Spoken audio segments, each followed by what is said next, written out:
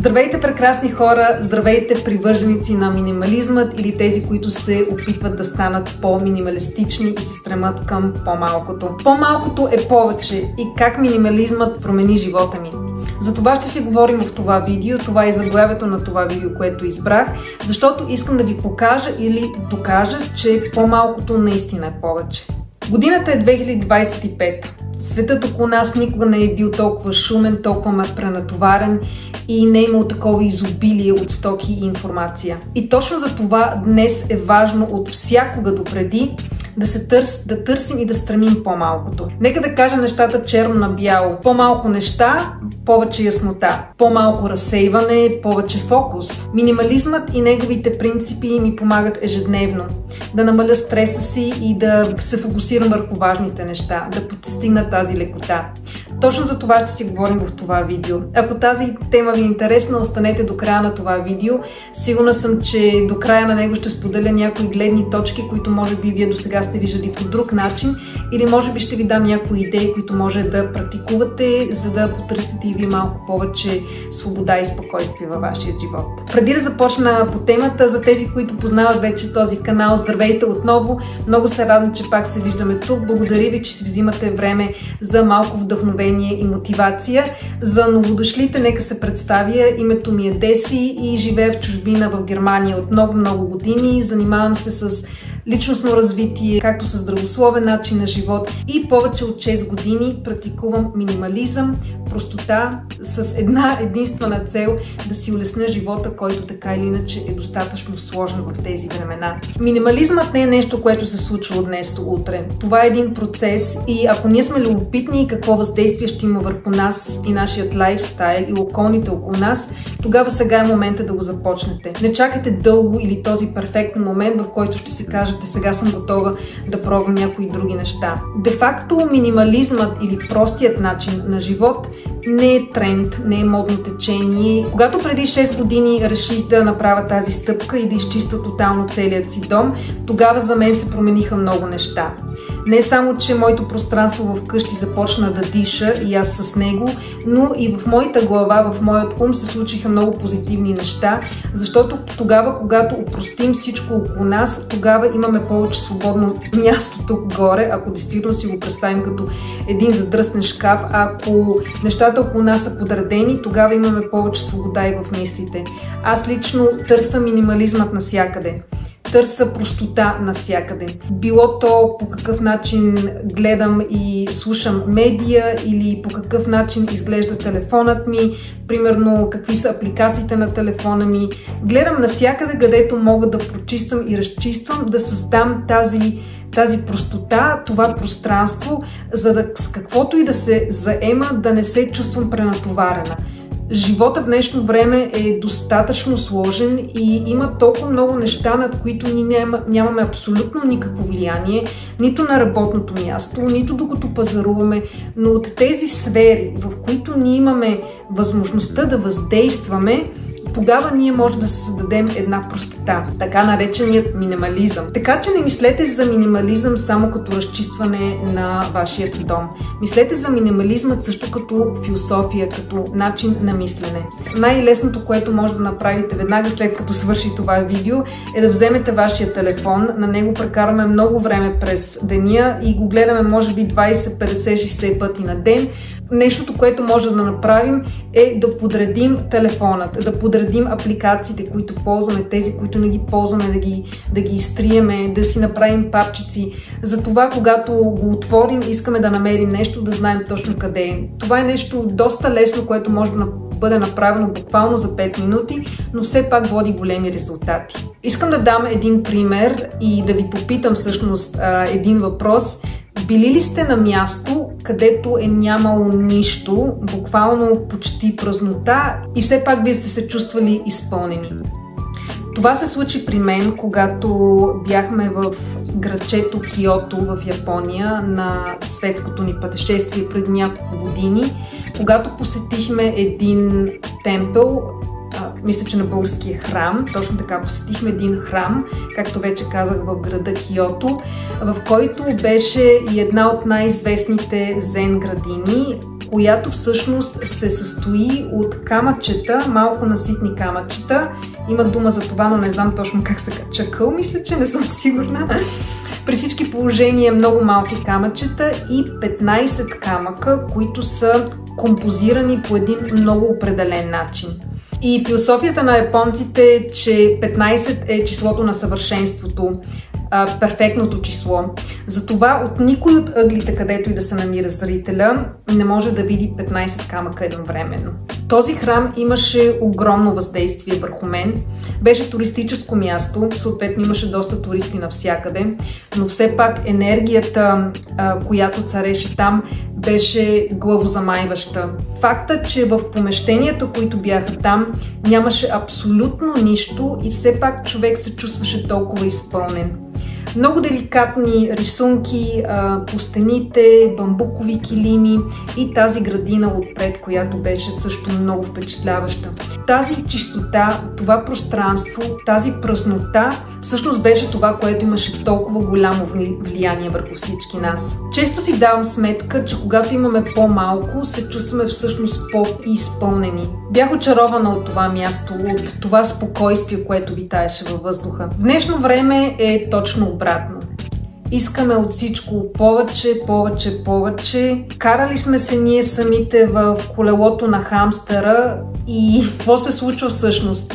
Работим, за да можем да похарчим парите и да искаме още, при което се чувстваме пренатоварени, стресирани, което води до болести и така нататък. Това е едно колело, което всъщност ние сами сме се вкарали вътре и даваме газ до изнамощяване. Имам една много скъпа, мила, драга приятелка, която ще дам тук като пример. Тя е много амбициозна, много работи, има достатъчно средства и общо взето пазарува нон-стоп. На практика нейното колело на хамстера е работа, пазаруване, къщата й е препълнена от какво ли не. Колкото повече вещи имаме, толкова повече трябва да правиме, толкова повече се пренатоварваме. Някои дори казват повече неща, повече проблеми. И ако се замислим дълбоко в това, действително е така. На практика тя се е вкарала самата в хамстърското колело, което тя си го задвижва по начинът, по който тя иска, но в крайна сметка тази мила моя драга приятелка е супер стресирана. Тя няма никакво спокойствие, защото тя самата не си позволява спокойствие. Тя пазарува всяка седмица дрехи, обувки, не само за нея, за децата в къщата й. Има пране навсякъде. Просто вещи толкова много и аз често я питам как се чувстваш, как можеш с толкова много неща. И тя ми го казва точно както е, че се чувства пренатоварена. И аз се разбирам, че се чувства пренатоварена. Когато идва събота и неделя, времето, когато всъщност трябва да си почиваме и да се презареждаме за новата седмица, тогава предстои чистене, пране и така нататък. Аз лично събота и неделя си почивам, защото домът ми е така устроен, че ми трябва 10 минути след закуска да изчиста всичко, да сложа предметите на мястото, на което принадлежат и съм готова. Много е важно да оптимираме нашия дом така, както той на нас ни служи, а не ни взима енергия. Точно за този минимализъм, точно за тази простота говоря. Не правете нещата по-сложни, отколкото са. Минималистичният живот, минималистичният начин на живот е когато ние избираме с по-малко да сме по-щастливи и казваме не на повечето. Когато имаме по-малък избор, тогава трябва да взимаме по-малко решения, което води до по-малко стрес и което води до по-малко проблеми. Един добър пример, който бих могла да дам тук е също, когато отидем в един изискан, елегантен ресторант и получиме менюто с ястията, които предлагат. В един хубав изискан ресторант ние никога няма да видиме карта или меню, която е 50 страници.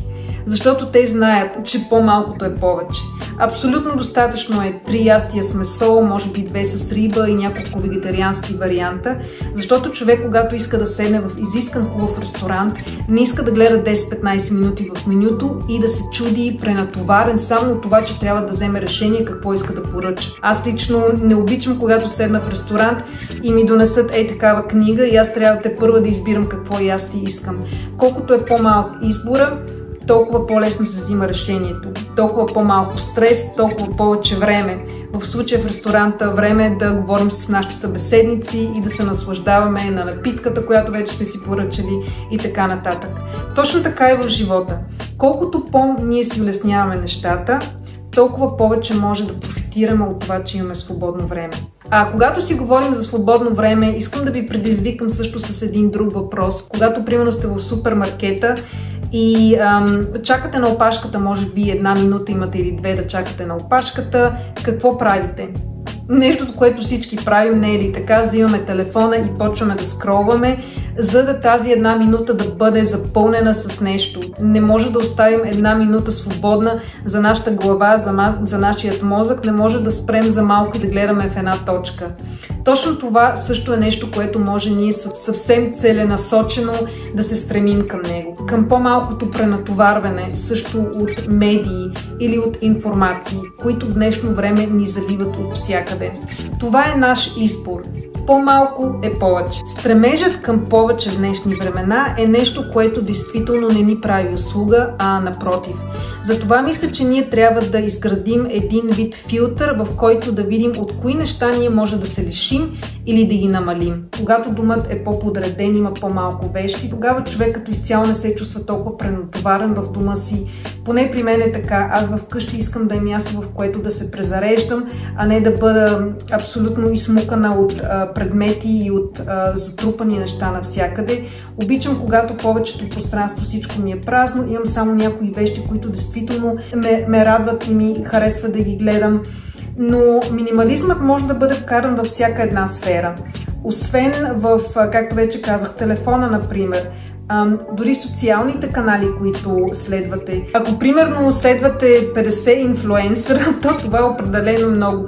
Концентрирайте се само на 5 или на 2-3, които действително ви инспирират, а не натоварват. Може да погледнем минимализма дори в един съвсем различен аспект в кухнята, с храната, която ядем. Защо трябва да правим нещата толкова сложно, да правим някакви сложни рецепти? Може да е толкова опростено. Просто чушка и краставица да се нареже и да се хапне, без да се опитваме да правим някакви максимални ястия и да се опитваме да ги докараме точно така, както са върху снимката в Instagram акаунта, който сме следвали. Като изцяло може нашия начин на мислене, нашите дейности, които ги правим всекидневно, да ги упростим. На мен минимализмът ми донесе спокойствие. Спокойствие и простнота, за която аз копнеех. Животът е супер пъстър и още повече, когато имаме деца в къщи и през цялото време има разни неща навсякъде, е толкова по-лесно нещата да си имат място и нещата, които действително имаме, да ги ползваме и да ни радват и да са актуални за този етап от живота, така да се каже. Защото ние също сменяме нашите интереси и нашите гледни точки, но ако имаме прекалено пренатоварен дом, то това е като едно огледало. Ние също сме пренатоварени. Няма как да почувстваме спокойствие, когато около нас цари хаос. Когато аз преди 6 години стартирах този начин на мислене и като изцяло аз дори не ми беше ясно, че толкова много ще промени дори моя характер, моите гледни точки. Де факто аз тогава мислих, че става въпрос за една физическа промяна, която съответно ще е по-приятно и по-просторно в къщи, когато махна всички тези излишни предмети и вещи. Но всъщност нещата, които се случиха, беше много впечатляващо, защото аз на първо място почистих първо домът ни и физическото пространство, това около нас, около нашето семейство, но това имаше много голямо влияние върху мен самата. И затова за тези от вас, които също искат да направят такава промяна, но вашите партньори или семейство като изцяло не са толкова впечатлени от тази идея, тогава започнете с вас самите, с нещата, които вие може да промените. Нека да започнем от личния гардероб, там не може никой да ни каже, че не можем да си подредим гардероба. Нека да започнем от личните вещи, но това, което се случи при мен, беше всъщност не само предметите и мебелите и като изцяло, но начинът ми на мислене. начинът ми на мислене се опрости до такава степен, че аз виждам нещата много по-прости, отколкото са. Опитвам се да предлагам минимализмът навсякъде. Така че аз мисля, че минимализма може да се приложи във всяка сфера. В начина, по който ние мислим, в начина, в който ние боравим с медията. Тъй като това да станеш минималист или по-точно да предпочетеш по-малкото от повече е един процес, който трае определено време, не може да стане от днес за утре, е важно да видим за нас индивидуално каква е скоростта, с която поемаме по този път. Ако вие действително имате нужда от повече време, това е окей. Понякога се стига дори до година-две, когато човек успява да изсити малко съдържанието на всичките си вещи и дори начина на мислене. Както вече казах, това е едно последствие, едно много добро последствие, че като изцяло начинът ни на мислене също се опростява.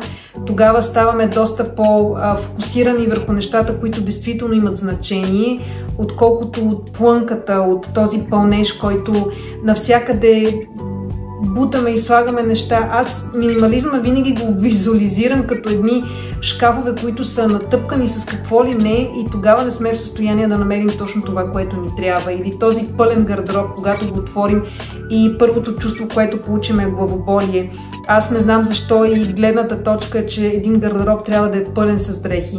Не трябва да е пълен с дрехи. Може да има само няколко закачалки, може да има само няколко тениски, дънки, панталони, но това да са любимите дънки, тениски, панталони. Какво по-хубаво това да отвориш един гардероб, който имаш само любими дрехи и се чувстваш добре, а не защото има 2-3 чифта дънки, които ги държим там, защото искаме да ги облечем веднъж, защото ще сме с някакъв друг аутфит и тогава като ги облечем все пак не се чувстваме добре.